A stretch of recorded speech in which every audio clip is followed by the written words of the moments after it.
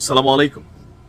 ভারত পাকিস্তান যুদ্ধ এখনো আনুষ্ঠানিকভাবে শুরু হয়নি, তবে কাশ্মীরের সাথে ভারত এবং পাকিস্তানের যে বিভিন্ন সীমান্তগুলো আছে সেখানে থেমে থেমে গুলিবর্ষণের ঘটনার খবর আমরা পাচ্ছি।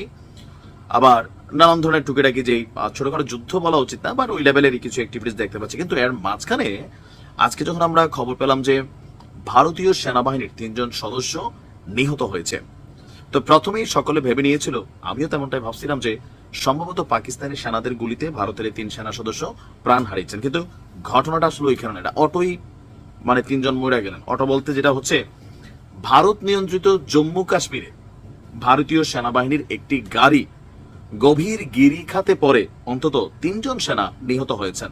আপনারা জানেন যে কাশ্মীরের যে এরিয়াটা, এটা like one kind of valley, উপত্যকা পর্বত টাইপের আর কি, বিভিন্ন জায়গায়। তো সেখানে চলাচলের জন্য পাহাড় কেটে রাস্তা বানানো হয়, আর রাস্তাগুলো অবশ্যই যথেষ্ট ভয়ঙ্কর। মাঝে মাঝে যে জায়গাটা আপনি রাস্তা বানাইছেন নিচে থেকে পাথর সরে যায় অথবা ফেটে যায়, দেন দুর্ঘটনা ঘটে।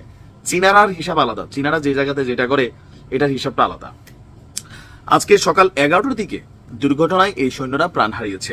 রাষ্ট্রায়ত্ত বার্তা সংস্থা প্রেস ট্রাস্ট অফ ইন্ডিয়া তারা তাদের প্রতিবেদনে বলছে যে নিহত সেনারা হলেন অমিত কুমার, সুজিত কুমার এবং মান বাহাদুর। দুর্ঘটনার কবলে পড়া সেনাবাহিনীর গাড়িটি মহাসড়ক থেকে 700 ফুট গভীর গিরিখাত, তার মানে বুঝতে পারছেন যে সমতল থেকে 700 ফুট গভীরে একটা হিউজ জায়গা। তো সেখানে সৈন্যদের মৃতদেহ, গাড়ির ধ্বংসাবশেষ, কিছু কাগজপত্র এই ঘটনার পর পড়ে থাকতে দেখা যায়। পিটিআই এর প্রতিবেদনটি বলছে, সেনাবাহিনীর গাড়ি বহরে থাকা গাড়িটি জম্মু থেকে ন্যাশনাল হাইওয়ে 44 ধরে শ্রীনগরের দিকে যাওয়ার সময় এই দুর্ঘটনার কবলে পড়ে। স্থানীয় সময় সকাল 11:30টার দিকে গাড়িটি শ্রীনগর মহাসড়কের ব্যাটারি চশমা এলাকার যে গিরিখাত আছে সেখানে পড়ে যায়। দুর্ঘটনার পরপরই ভারতীয় সেনাবাহিনী, জম্মু কাশ্মীর পুলিশ, রাজ্য দুর্যোগ মোকাবেলা বাহিনী, স্থানীয় স্বেচ্ছাসেবীরা উদ্ধার অভিযান শুরু করেছেন। তবে এই ঘটনায় আহতের পরিমাণ কি সেটা এখনো আমরা খবর পাইনি। এর পাশাপাশি আপনার কি বলে যে শোক জানিয়েছেন যারা এখানে শোক টোক জানানোর।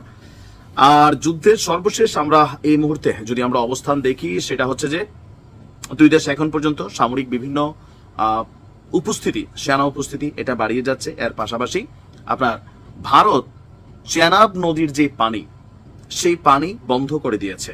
সিন্ধু নদী না, পাকিস্তান বরাবর ঘোষণা দিয়ে আসছিল যে সিন্ধু যদি বন্ধ করে দেয় তাহলে সামরিকভাবে এটা হামলা করা হবে, জবাব দেওয়া হবে।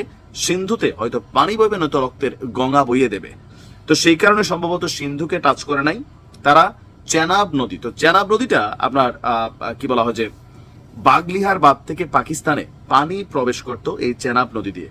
তবে এটার ইফেক্ট লাইক সিন্ধু নদীর মতো না, তারপরেও ছোটখাটো আকারে তারা এখনো এই কূটনৈতিক যুদ্ধ অথবা পানি পানি যুদ্ধ খেলে যাচ্ছে। যাই হোক, দেখা যাক পরিস্থিতি কোন দিকে যায়। ভালো থাকুক।